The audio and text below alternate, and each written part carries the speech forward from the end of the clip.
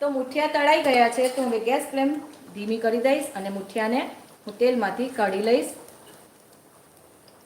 તમે જોઈ શકો છો મેં આની અંદર કોઈ પણ ખાર કે કંઈ નાખ્યું નથી, એકદમ નેચરલી રીતે જ બનાવ્યા છે. પણ આ શાકની અંદર જશે ત્યારે એનો ટેસ્ટ ડબલ થઈ જશે, એટલું ફાઇન લાગશે આ શાક.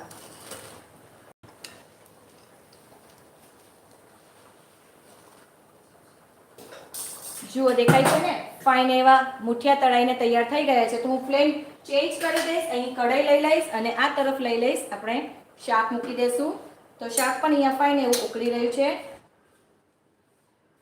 આ શાકને આપણે એક મોટી હાંડીમાં કઢાઈમાં બનાવશું તો પરફેક્ટ રીતે ડૂબશે અંદર, શું કહેવાય, મુઠિયા પરફેક્ટ રીતે અંદર સેટ થશે.